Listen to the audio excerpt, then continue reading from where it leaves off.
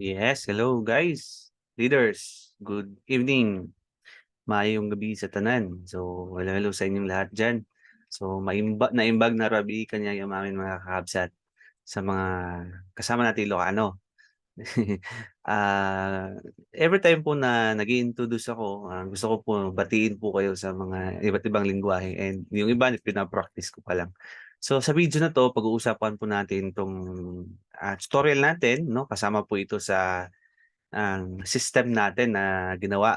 Okay? So, since duplication po yung system natin, ang gagawin natin dito is lahat ng mga duplicable na pwedeng gawin natin sa company is gagawin natin para hindi ka na mahirapan pa. Okay? Sa video na to guys, tuturuan ko kayo paano tayo magbabayad or magre-renew ng subscription natin dito sa Empower Life. So, 'pag na-activate na po yung account ninyo, free po yung tandaan niyo po na free po yung first month na subscription ninyo and the following month na po tayo magbabayad ng tinatawag na subscription. Okay? So, isi-share ko yung screen ko. Teka lang.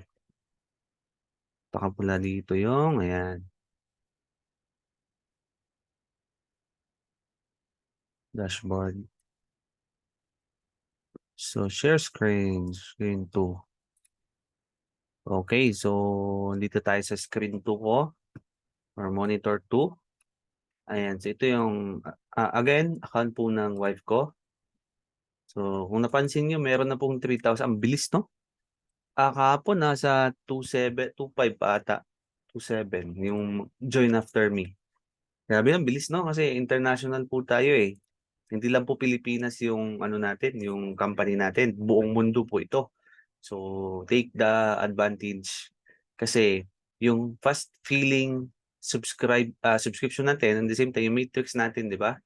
So imagine mo magkakaroon ka ng downline sa ibang bansa, especially sa US, 'di ba? Malakas 'to dun, eh. Sa India, ayan malakas din 'to. And kung mapapansin niyo yung mga sumasali dito iba't ibang lahi. Meaning, napakaganda po yung negosyo natin kasi kung sa kanila acceptable na yung sistema natin, how much more dito sa Pilipinas. So ito lang yung company guys, isa sa mga company na napakaganda yung sistema at the same time yung kitaan, okay?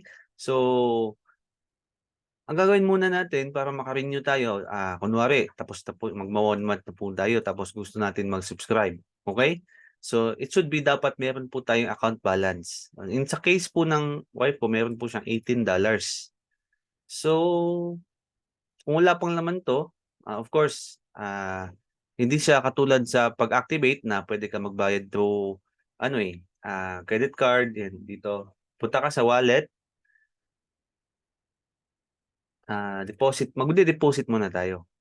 Kasi po, kung punta ka sa dashboard, iki-click mo lang 'to, eh, 'pag mag-ano ka ito. Click here to renew your subscription. 'Pag clinic mo 'yan, since ₱500 po yung monthly natin, 'pag choose mo yung payment method, only account balance lang.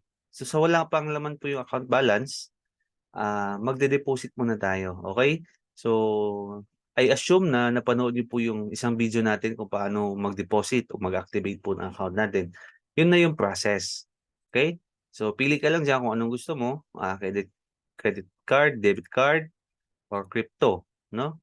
Meron kang Trust Wallet, meron kang coin na tabi. Ako kasi nagti-trade ako, so meron po akong coins. Inilagay ko lang sila sa USDT. Ang gamit ko dito is Binance 'pag nag-pay ako ng crypto, okay?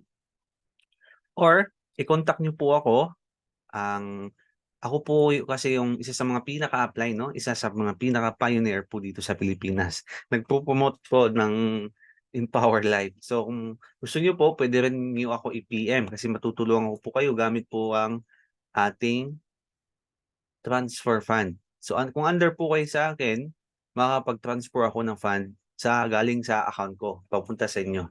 And maganda dito guys, libre na po yung $1 fee, 'di ba? So kung bibili kayo sa'kin, puwede kasi 'tong P2P.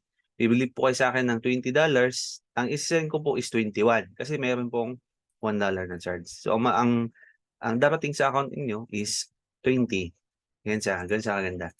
Okay, so gano'n lang, basic lang po kasi ito, pero since, included po ito sa system natin kung para mas ma-duplicate natin yung time natin sa ibang mga downline natin. So, gagawa tayo ng mga videos na katulad nito.